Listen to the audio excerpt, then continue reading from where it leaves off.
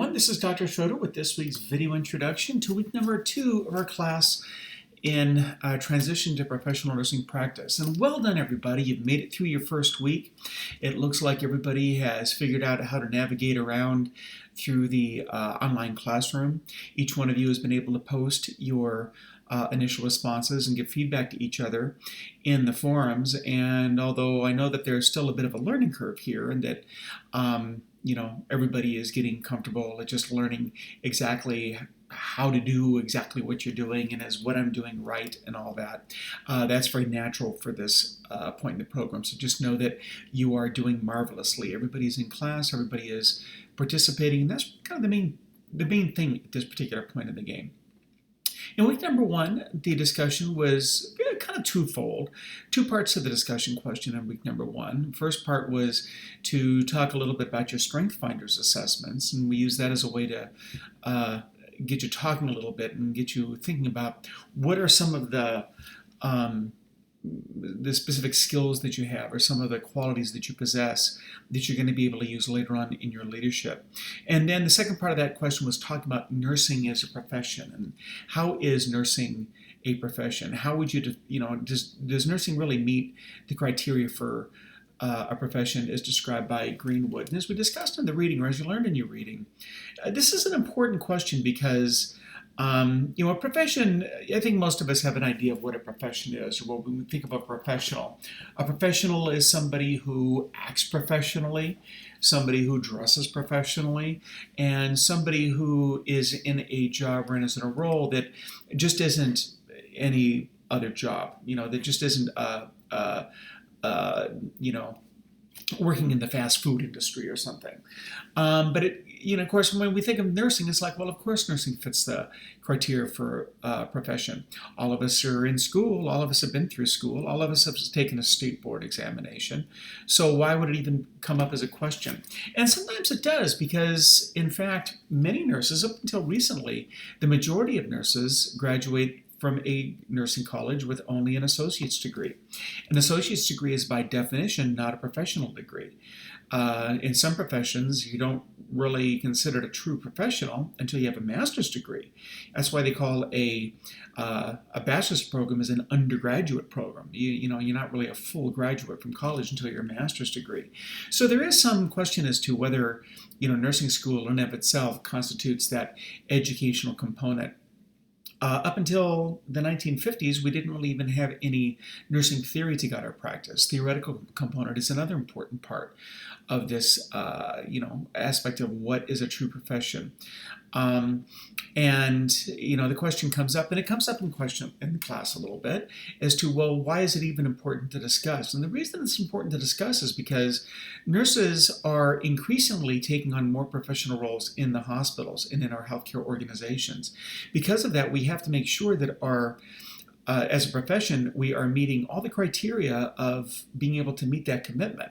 So we can work as peers, not just with, but actually as peers in multidisciplinary teams with physicians, with physical therapists, with social workers and psychologists, and with other disciplines. We need to make sure that we are actually meeting those criteria so that we can actively participate in a real way in things like research and leadership and all those activities that entail being part of a profession. So that's why that's an important question. Very good way to start off the discussion or start a class with that discussion. In week number 2, we're going to jump into talking your first foray and your first discussion about nursing theory and what is a nursing theory. Now, you're going to be taking a class shortly after this class that is going to focus specifically on nursing theory. So this is really going to be focusing more as a kind of an introductory lesson as to what do we mean by a theory? What does that mean? Why is that important? You're also going to have a writing exercise this week, and your writing exercise is where you're going to start to develop and learn some of these new writing skills. And this is also the first week that you're introduced to the Zilm text, the smarter way for writing. In orientation, I talked about writing, for some of you, writing is something that is yeah, you're not really, feeling that comfortable with it, or you're not really too sure. For others of you, you're writing something that you obviously feel very comfortable with. But it is important to understand that a big part of this program is going to be learning to write well. And in fact, your next course is going to be focused entirely on writing, or at least it is an actual writing course. Part of the activities, or part of the objectives, are going to be writing. And so this course is a introduction for your theories course that will focus more on writing and writing for various disciplines. So you see that there is going to be a writing exercise in the form, and you're going to be learning the process of learning how to outline, learning how to break a paper into parts, so that a paper always starts with a definite beginning, middle, and then an ending. The beginning always ends with a thesis statement, or that introduction always ends with a thesis statement. Then you have the body of your paper, where each paragraph focuses on one topic. And then your conclusion just comes back and reiterates your main points of your paper without bringing up any new points.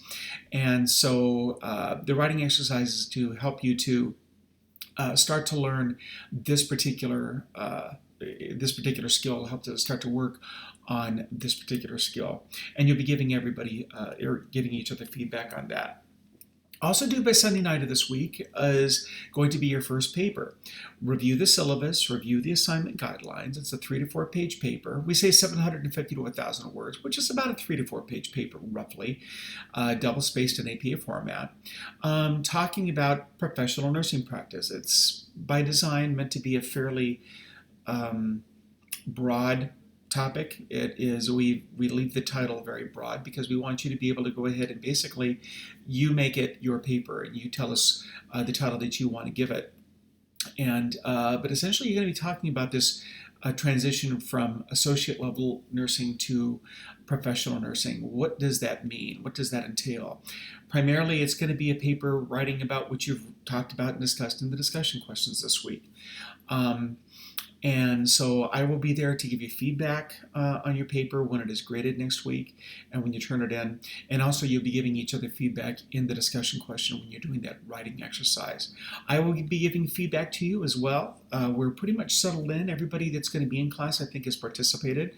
And so we've got a total of 10 of us right now active in class, which is actually a really good number. And so the discussions should be very good this week. I look forward to participating in class with you once again. Look for my participation to probably be especially Wednesday and Thursday this week. Your grading from week 1, and it's going to be your discussion question grading and your journal grading, is going to be done probably on Wednesday or Thursday of this week. They generally are done the week after your assignments are done. So look for those later this week. You get your first grades in the grade book. And of course, as you have any questions, feel free to post them. I'm available for office hours also. If any of you want to meet, if you have any questions, if you're feeling particularly uncomfortable or feeling a little bit pensive about anything, feel free to contact me and let me know. I'd be more than happy to meet with you and help you to work on whatever those things are to increase your comfort level and increase your confidence. And so with that, I'm just going to, join in prayer and say, Dear Lord, thank you for bringing us together. Thank you for being with us. Continue to be with us and continue to help us. Help us to always focus on you. Help us to focus on what's important. So I pray that you be with us and give us the strength and give us the guidance. And help us anytime that we feel that things just get too stressful. Be there to help us and hold our hands. And know that we always have you to look for support. Thank you for being here, Lord, as we pray in your holy name. Amen. And with that, I'll say amen. Look forward to another video next week. I'm recording this on Martin Luther King Day, so happy Martin Luther King Day. Usually I post these on Sunday or Monday because of the holiday, and some personal illness. I don't know if you can hear it in my voice, but I've had that upper respiratory thing that's been going on that a lot of people have had. So I'm actually recording this a day later than I usually do. Usually I record on Sunday evening. So I look forward to seeing you in class. Let me know if you have any questions, and we'll see you in the discussion forums.